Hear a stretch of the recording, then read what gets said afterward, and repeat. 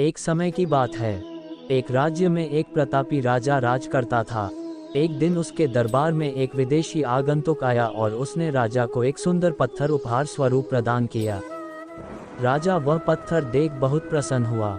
उसने उस पत्थर से भगवान विष्णु की प्रतिमा का निर्माण कर उसे राज्य के मंदिर में स्थापित करने का निर्णय लिया और प्रतिमा निर्माण का कार्य राज्य के महामंत्री को सौंप दिया। महामंत्री गांव के सर्वश्रेष्ठ मूर्तिकार के पास गया और उसे वह पत्थर देते हुए बोला, महाराज मंदिर में भगवान विष्णु की प्रतिमा स्थापित करना चाहते हैं। 7 दिवस के भीतर इस पत्थर से भगवान विष्णु की प्रतिमा तैयार कर राजमहल पहुंचा देना। इसके लिए तुम्हें 50 स्वर्ण मुद्राएं दी जाएंगी। 50 स्वर्ण मुद्राओं की बात सुनकर मूर्तिकार खुश हो गया और महामंत्री के जाने के उपरांत प्रतिमा का निर्माण कार्य प्रारंभ करने के उद्देश्य से अपने औजार निकाल लिए।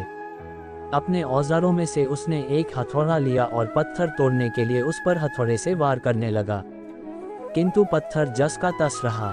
मूर्तिकार ने हथौड़े के कई वार पत्थर पर किए, किंतु पत्थर नहीं टूटा।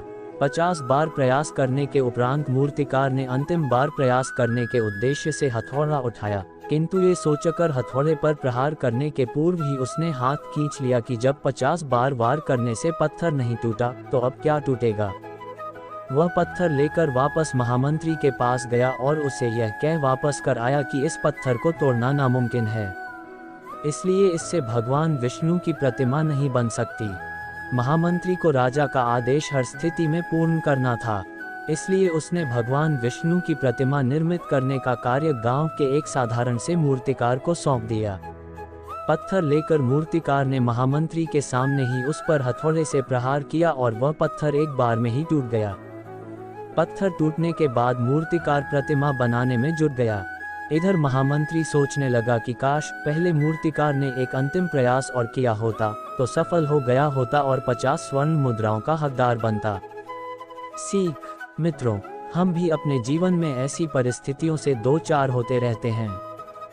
कई बार किसी कार्य को करने के पूर्व या किसी समस्या के सामने आने पर उसका निराकरण करने के पूर्व ही हमारा आत्मविश्वास डगमगा जाता है और हम प्रयास किए बिना ही हार मान लेते हैं। कई बार हम 1-2 प्रयास में असफलता मिलने पर आगे प्रयास करना छोड़ देते हैं, जबकि हो सकता है कि कुछ प्रयास और करने पर कार्य पूर्ण हो जाता या समस्या का समाधान हो जाता। यदि जीवन में सफलता प्राप्त करनी है तो बार बार असफल होने पर भी तब तक प्रयास करना नहीं छोड़ना चाहिए जब तक सफलता नहीं मिल जाती। क्या पता जिस प्रयास को करने के पूर्व हम हाथ खींच ले वही हमारा अंतिम प्रयास हो और उसमें हमें कामयाबी प्राप्त हो जाए।